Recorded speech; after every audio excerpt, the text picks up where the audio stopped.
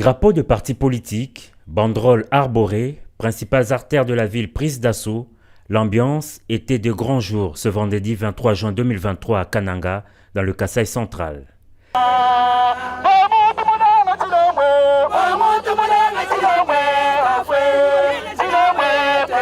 Effervescence dans les rues, effervescence aussi à l'aéroport où la mobilisation était impressionnante pour l'accueil du chef de l'État. Et c'est en fin d'après-midi que le président de la République est arrivé dans le chef-lieu du Kasaï central. Accueilli par le gouverneur de province, Félix Antoine Tshisekedi Tshilombo débute ses jours une visite d'inspection de routine après celle effectuée en septembre 2022. Son séjour de 24 heures à Kananga sera aussi l'occasion pour le chef de l'État d'inspecter les différents travaux lancés dans le Kasaï central, mais aussi se faire une idée très précise de l'état de la province. Une province actuellement ravagée par de nombreuses têtes d'érosion. L'urgence s'impose et à peine arrivé, le numéro 1 du pays, noyé dans la foule, s'est immédiatement rendu au site érosif SNCC en plein cœur de Kananga pour le lancement des travaux de sauvegarde en urgence de ces sites dans le cadre du projet d'urgence et de résilience urbaine de Kananga, Puruk en cible.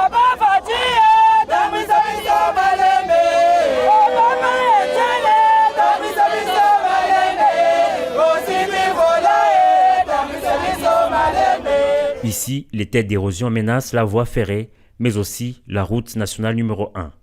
Le gouvernement de la République, qui a obtenu de la Banque mondiale un crédit de 100 millions de dollars, tient à travers le projet Puruk à mettre fin aux têtes d'érosion à Kananga, a fait savoir le ministre d'État, ministre de l'Urbanisme et Habitat.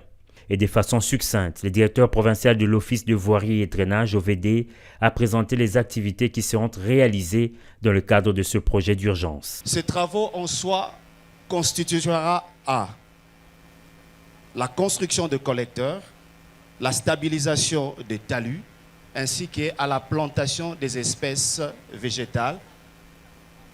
Tandis que le projet sur le site PK706, ce sont des travaux neufs auxquels l'entreprise non l'OVD fera face dans le cadre de ce projet. Après le mot, les actes, le président de la République a officiellement lancé ce projet à travers la pose de la première pierre en présence de nombreuses autorités nationales et provinciales. Ces brefs séjours du chef de l'État à Kananga sera également marqué dès ce samedi par des rencontres et des échanges avec les autorités provinciales civiles et militaires et les forces vives de la province.